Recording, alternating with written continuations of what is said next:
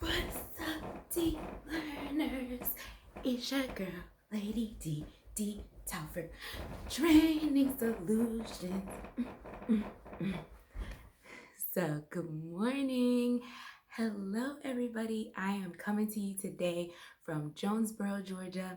I was visiting my parents, and I am not in the room that I grew up in, but I am in the room with all the stuff that I had growing up.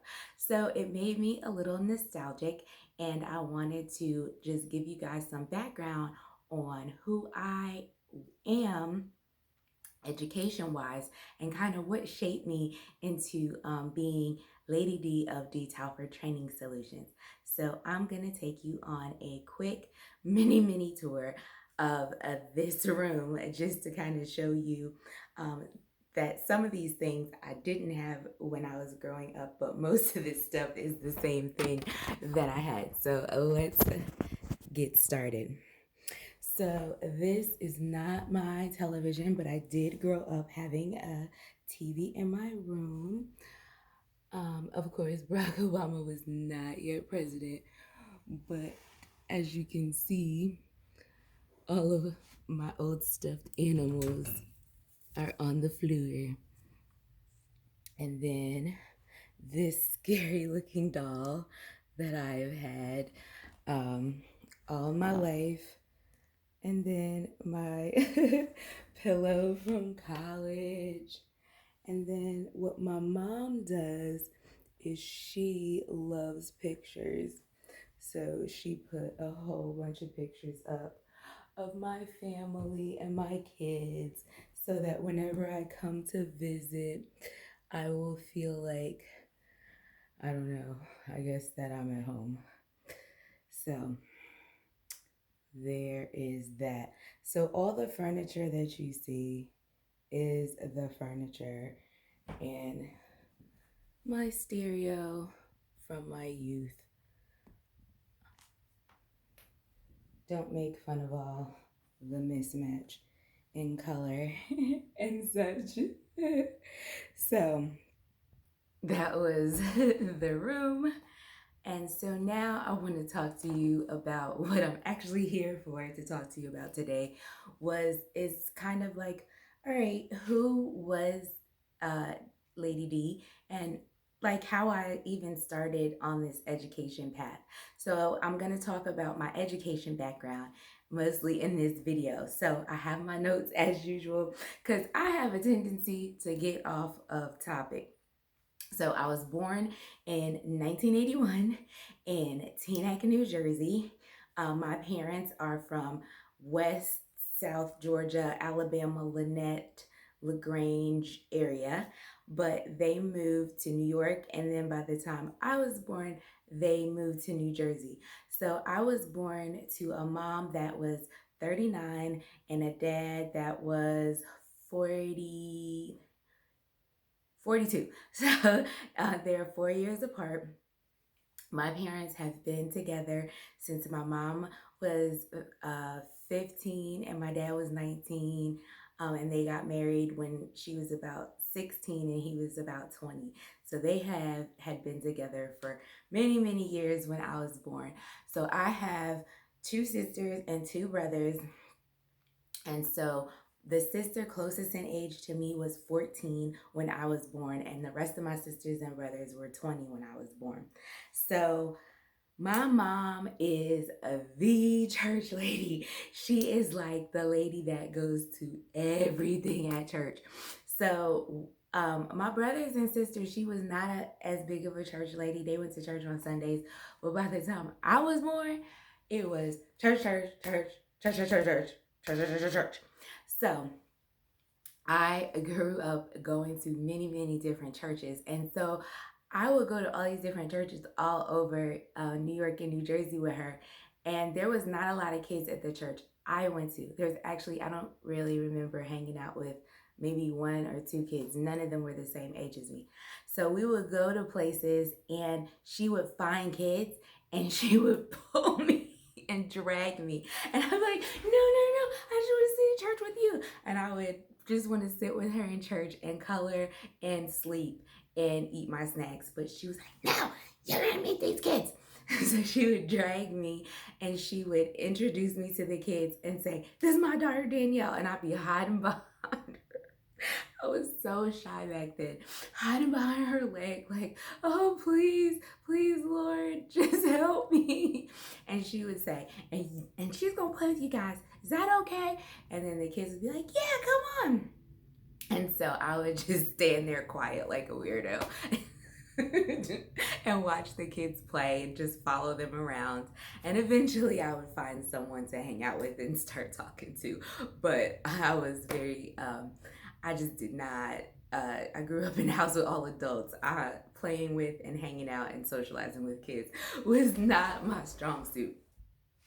So my mom encouraged me. She also stopped this whole idea of Danielle being shy by forcing me to say poems, Bible scriptures, and all kinds of different speeches at church. So she would she would tell me the speech. Even when before I could even read, she would tell me what I was supposed to say, and we would sit there and she would keep telling me over and over again. And I had a good memory for verbal information. So when she would tell me, I would memorize it, and then I'd stand up there nervous and I would say these little short speeches and poems and Bible verses.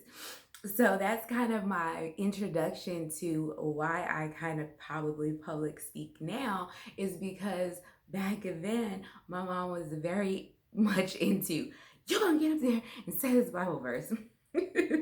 So there was that. So elementary school started and I did not love school. I was not into school at all. I just used to kind of go there and not say anything and just be quiet when I was supposed to, play with the other kids when I was supposed to.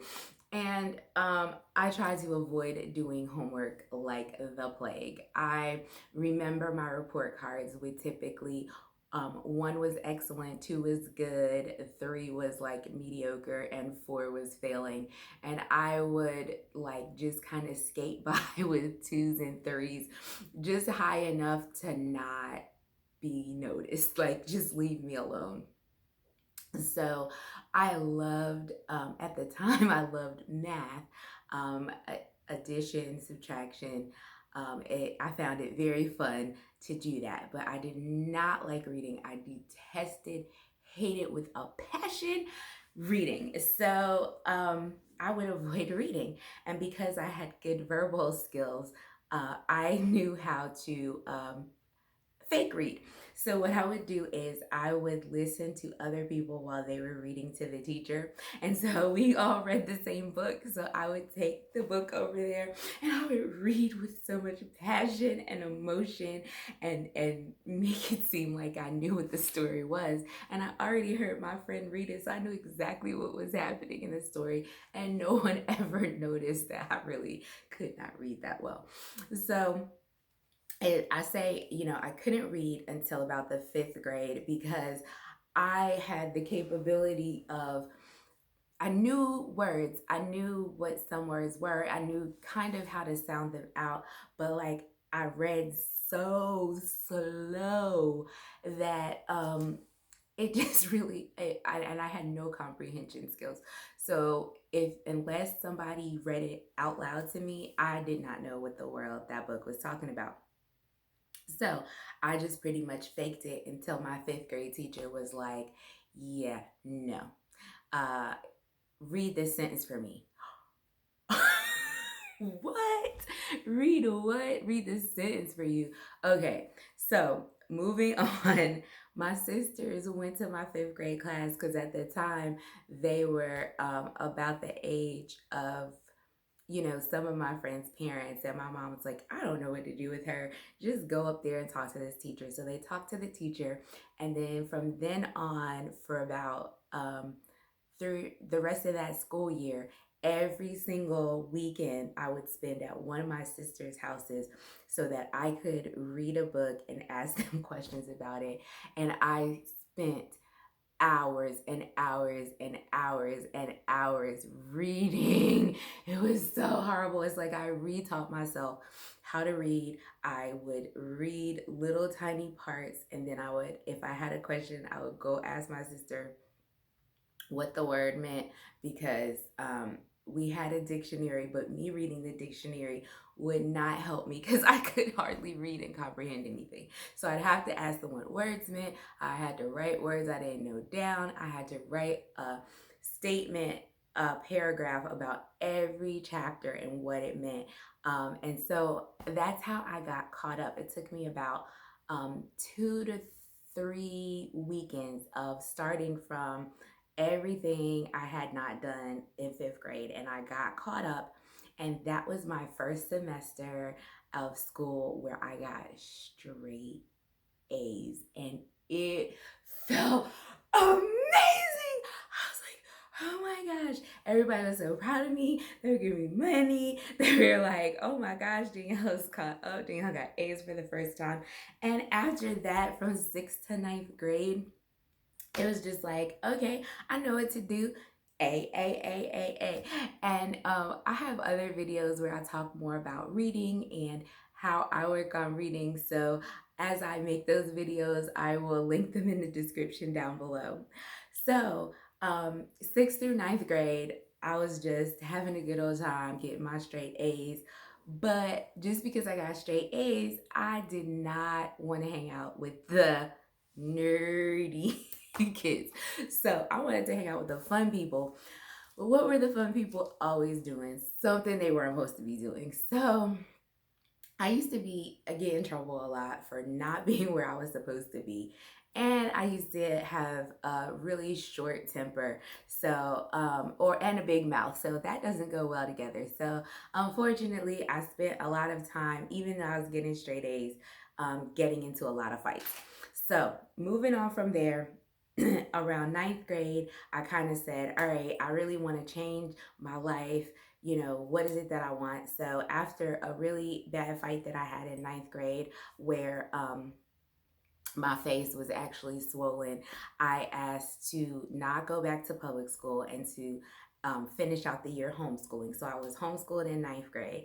And then in 10th grade, I went to Hackensack Christian Schools, and I went from a class of a couple hundred people to a class of 7. So there were 7 of us in my graduating class, and it was an amazing experience. It was a great Christian education, and it just kind of helped me focus and not worry so much about the social aspect of high school, but focus more on my academics. And then I would hang out with my friends on the weekend. I also played a lot of sports, and I don't think I would have done that when I was in 9th grade. I was just about hanging out. I did not do activities. But so I was in the National Christian Honor Society because I was still getting A's and some B's. I was the yearbook assistant editor, and then during my time in high school, at points, I was the captain of the cheerleading squad, soccer team, and softball team. And then I ended up graduating and being in Who's Who among American high school teenagers. So that, or high school students, something like that. But it was so awesome. So I definitely appreciate that. My next thing is I went to Penn State, the Pennsylvania State University in State College, Pennsylvania. So there I studied HDFS, Human Development and Family Studies, and that was in the College of Health and Human Development. So while I was in the HDFS major, I studied the whole lifespan from birth to death, because at first I thought I wanted to work with older people, elderly people. I was all over the place. I did not quite know what I wanted to do in HDFS. And I did have other majors before that. I was a speech communications major in terms of becoming a speech therapist, which I changed my mind about. And now I was briefly a criminal justice major. And of course, I started out kind of undecided and ended up in human development and family studies. So while I was there, I was not into really joining any more sports or anything like that.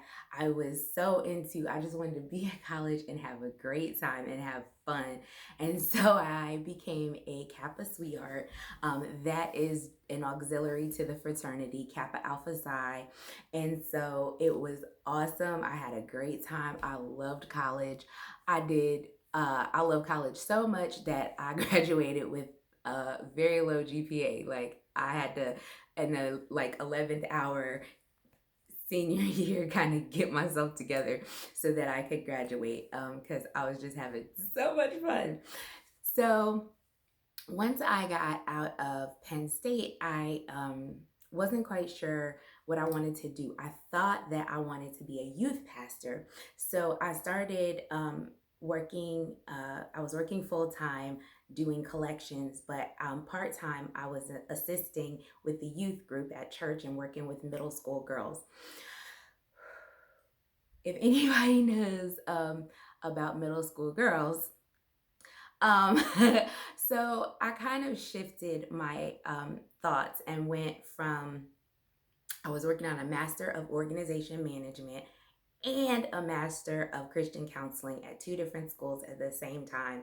And then I kind of decided that that was not the right path for me, took a little bit of time off, had my first son, and then started my degree, my Master of Education at Strayer University. And at the time I started at Strayer, and it still may be like this, I don't know, there was a, you can do online and in-house. So that's why I kind of left the idea of University of Phoenix is where I started with the organizational management. And I did not like having all online classes. So I loved how Strayer had the blended learning, and I was able to do online classes and in-house classes to finish my master's degree in about 1 year and 1 quarter.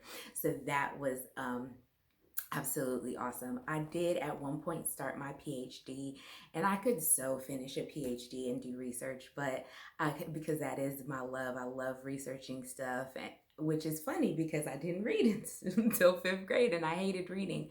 But somewhere along the line, I fell in love with education. I fell in love with teaching people, and I think it's because I had so much of a struggle with learning and education.